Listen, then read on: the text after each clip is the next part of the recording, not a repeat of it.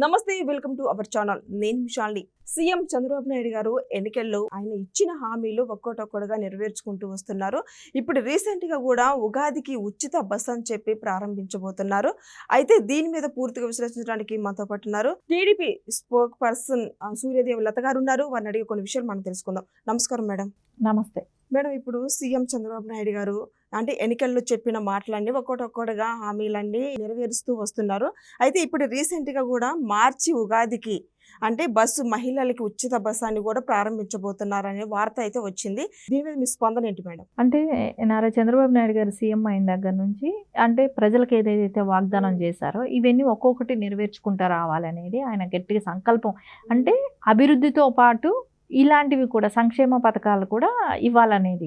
So ఎప్పుడూ కూడా అనేవాళ్ళు సంక్షేమ పథకాలు ఒకటే ఇస్తే చాలు, అభివృద్ధి కూడా ఉంటే ఇన్కమ్ కూడా జనరేట్ చేసి దాన్ని ప్రజలకు పంచాలనేది. అంటే అప్పు చేసామా, తీసుకొచ్చామా, పనిచేసామా అది కాదు కదా. ఎందుకంటే ఈక్వల్గా స్టేట్ కూడా డెవలప్ అవ్వాలి అనే దాంతోనే ఆయన ఆలోచన. అదే రకంగా అది జరుగుతుంది. ఏదైతే అనుకున్నారో స్టేట్ డెవలప్మెంట్ కంపెనీస్ రావటమే కానివ్వండి, ఇది జరుగుతుంది. సైమల్టేనియస్ ఆయన ఏదైతే వాగ్దానం చేశారో అవన్నీ కూడా ఫిల్ఫిల్ చేస్తున్నారు. అంటే మనం చూసాం, ఆయన చెప్పినట్టు వృద్ధులకు పెన్షన్ ఇస్తానన్నారు, అట్లాగే ఇచ్చేశారు. తర్వాత గ్యాస్ సిలిండర్లు చెప్పారు, సో గ్యాస్ సిలిండర్లు కూడా ఇస్తున్నారు. అన్నా క్యాంటీన్లు అన్నారు, సో అది పెట్టారు. అన్ని చోట్ల అందుతుంది అందరికీ కూడా. 5 రూపాయలకు భోజనం ఎక్కడ దొరకదు కదా. అది మంచి క్వాలిటీ ఫుడ్ పెట్టడం 5 రూపాయలకి అనేది అందరూ కూడా ప్రజలందరూ కూడా చాలా హ్యాపీగా ఫీల్ అవుతున్నారు. ఇంకా ఏదైతే ఉద్యోగ అవకాశాలు అన్నారో అంటే అది కూడా ఫిల్ఫిల్ చేస్తున్నారు. మెగా డిఎస్సి చెప్పారు, సో దాన్ని కూడా వచ్చింది.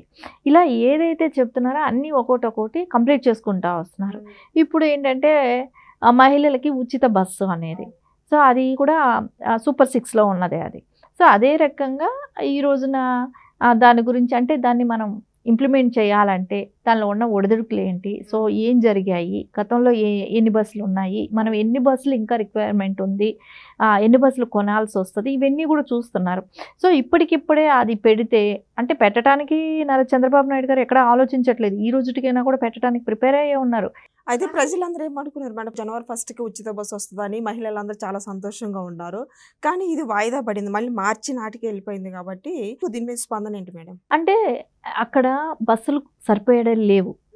సో బస్సులు సరిపడా లేనప్పుడు జనాలు కిక్కిరిసిపోయి ఇప్పుడు ఎక్కువ రేపు ఈ 2 పనులు చూసుకుందాం వెళ్ళి ఒక చోటకి వెళ్ళి అని అనుకున్నప్పుడు ఈరోజు బస్ ఛార్జీ కలిసి వస్తుంది కాబట్టి 2-3 పనులు ఒకసారిగా పెట్టుకొని కూడా వెళ్తారు.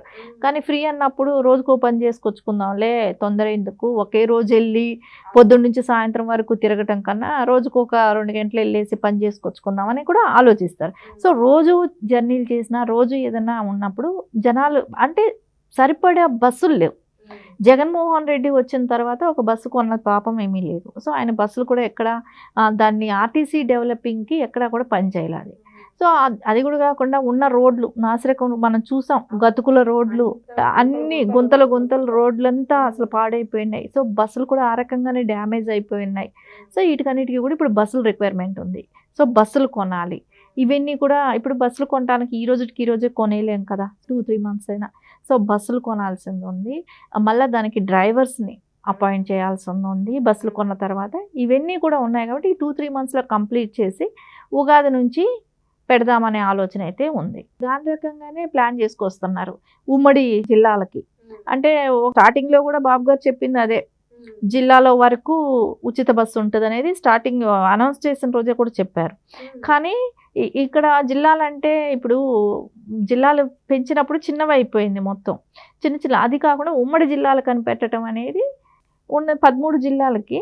సో ఇప్పుడు అది పెట్టడం మూలాన జిల్లాలు కొంచెం రేటు తిరిగినా ఒక 100 కిలోమీటర్లు అట్లా డిస్టెన్స్లో ఉంటాయి కాబట్టి చాలా చక్కగా అది పనికొస్తుంది కూడా. ప్రజలందరికీ కూడా చాలా హ్యాపీగా ఫీల్ అయ్యే విషయం ఇది. సో ప్రజలకందరికీ కన్వీనియంట్గా తీసుకురావడం కోసమే అన్నీ అంటే మనం చూసాం పక్క రాష్ట్రాల్లో కొన్ని మిస్టేక్లు కూడా జరిగాయి. ఎందుకంటే బస్సులు తక్కువ పెట్టి ఫ్రీ అన్నప్పుడు తొక్కిసలాట జరగటం, దాని మీద బస్సుల్లో ఎక్కాలనే కంగారుతో కొట్టుకోవటాలు ఇవన్నీ కూడా చూసాం. అది చూసిన దాంతో చంద్రబాబు నాయుడు గారైనా ఒక ఆలోచన వచ్చి ఉండొచ్చు, మనం బస్సులు ఎక్కువ పెట్టి డ్రైవర్లను కూడా ఎక్కువ అపాయింట్ చేసి అన్నీ అంటే విలేజ్ స్థాయిలో పల్లి వెలుగని వెళ్ళే బస్సులు అన్నీ కూడా పెంచడం అనే మూలాన ప్రజలకు అందరికీ కూడా అందుబాటులో ఉంటుంది. మనం పెట్టినది ఏదైతే పెట్టామో దాన్ని ఫిల్ఫిల్ చేసినట్టు ఉంటుంది కాబట్టి ఆ రకంగా ముందుకెళ్తున్నారు. అయితే గతంలో రాష్ట్ర పరిపాలన చూసుకుంటే గతంలో కన్నా ఇప్పుడు కూటమి ప్రభుత్వంలో చూసుకున్నట్టయితే రెండింటికి డిఫరెంట్ ఏంది మేడం? గతం ప్రభుత్వంలో వాళ్ళ కోసం పనిచేసుకున్నారు. అంటే ఏదైతే జగన్మోహన్ రెడ్డి లగ్జరీగా లైఫ్ అనుభవించడం కోసం ఇప్పుడు ఆ టైంలో ఏం బస్సులు కొన్నారు? ఆయన కొనుక్కున్నాడు, 2-3 బస్సులు కొనుక్కొని ఉన్నాడు. అంటే ఆయన సొంతానికి కొన్నాడు. ఆ బస్సు యాత్ర చేస్తున్నప్పుడే కానివ్వండి, ఆయన హెలికాప్టర్ దిగిన తర్వాత ఆయనకు ఒక బస్సు ఉండటమే కానివ్వండి, ఆయన కోసం కొన్నాడు. అది కూడా గవర్నమెంట్ డబ్బులతో కొన్న బస్సులు. కానీ ప్రజల కోసం ప్రజలు ఇబ్బంది పడుతున్నారు. చాలా వరకు పల్లి వెలుగుల్లో బస్సులు అయితే చాలా ఫ్రీక్వెంట్గా వెళ్ళేటివి ఇదివరకు బస్సులు. సో జగన్మోహన్ రెడ్డి వచ్చినాక ఆ బస్సులు కూడా లేవు. సో మొత్తం బస్సులు తీసేయటం, ఉన్న బస్సు 1/6 బస్సు వస్తున్నా కూడా ఆ రోడ్లు గతుకులు పట్టడం, ఒక రోజు వెళ్తే 2 రోజులు మళ్ళీ బస్సు షెడ్లో ఉంటాం. సో ఈ రకంగా ఇబ్బందులు పడుతూ ఉన్నారు ప్రజలు. ఇంకా బస్సు లేకపోతే ఆల్టర్నేట్ బస్సులు కూడా లేవు కదా. సో బస్సులే తక్కువ ఉన్నాయి. అందుకని చాలా వరకు చూడండి మీరు ఆంధ్రప్రదేశ్లో గవర్నమెంట్ బస్సులు అనేది తగ్గిపోయాయి. సో దాని మూలనే ఆటోలు ఎక్కువ పెరిగాయి కూడా. సో ఈ రోజున రేపొద్దున ఈ బస్సులు అనేది పెంచితేనే ఇప్పుడు స్టూడెంట్స్ ఉంటారండి, కరెక్ట్ టైంకి వెళ్ళి కాలేజీలకు వెళ్ళాలి, స్కూల్స్కి వెళ్ళాలి, జాబ్ చేసే వాళ్ళు ఉంటారు, వాళ్ళు కరెక్ట్ టైంకి వెళ్ళాలి, ఇవన్నీ ఉంటాయి కదా. సో ఇవన్నీ కరెక్ట్ టైంకి రోడ్డు బాగుంటేనే బస్ ప్రయాణం కుదురుతుంది. సో బస్ ప్రయాణం బాగుండాలంటే డ్రైవర్లు మంచి వాళ్ళు ఉండాలి, రోడ్లు బాగుండాలి, ఇవన్నీ బాగుండాలి కదా. సో బస్సులు కూడా మంచివి పెట్టాల్సిన అవసరం ఉంది. సో ఇవన్నీ ఇప్పుడు వాటి మీద దృష్టి పెట్టడం. సో ఎందుకంటే ఫ్రీ బస్సులు ఇస్తామని వాగ్దానం చేశాం కాబట్టి ఆ రకంగా ఆర్టీసీ ఎలా ఉంది అనేది ఒక మీటింగ్ పెట్టుకోవటం, దాన్ని ఎలా మనం బెటర్మెంట్గా చేయాలి. సో ప్రజలకు అందరికీ ఇచ్చిన మనం ఏదైతే హామీ ఇచ్చామో దాన్ని యూస్ఫుల్గా పనికి రావాలి. సో దానికి ఒక అర్థం అనేది ఉండాలి. అందు రకంగా ఆలోచిస్తున్నారు. దాన్ని ఆ రకంగా ముందు తీసుకెళ్ళడానికి ప్లాన్ చేస్తున్నారు. ఇంకోటి పక్క రాష్ట్రాల తమిళనాడు కానీ ఈ రాష్ట్రాలన్నీ కూడా మనం చూసాం, పక్క రాష్ట్రాల్లో కూడా పెట్టడం జరిగింది కాబట్టి అక్కడ ఎలా నడుస్తుంది ఏంటి అనేది కూడా ఒకసారి.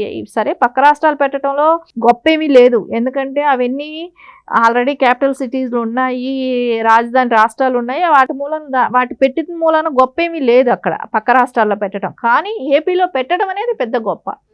సో అది నారా చంద్రబాబు నాయుడు గారు సీఎం అయ్యారు కాబట్టి ఆయన పెట్టాడనంటే సో మొత్తానికి, ఎందుకంటే ఆల్రెడీ రాజధాని కూడా లేని రాష్ట్రం, అక్కడ ఇంకా ఇప్పుడిప్పుడే డెవలప్ అవ్వాల్సి వస్తుంది. అలాంటి రాష్ట్రంలో కూడా ఇలాంటి పథకాలన్నీ తీసుకొచ్చి దీన్ని సక్సెస్ఫుల్గా చేస్తున్నారు అని అంటే నిజంగా అది నారా చంద్రబాబు నాయుడు గారు సీఎంగా ఉండబట్టే అది జరుగుతుంది, కానీ వేరే వాళ్ళు ఎవరు కూడా చేయలేని పరిస్థితి అవన్నీ. Thank you madam. ఓకే.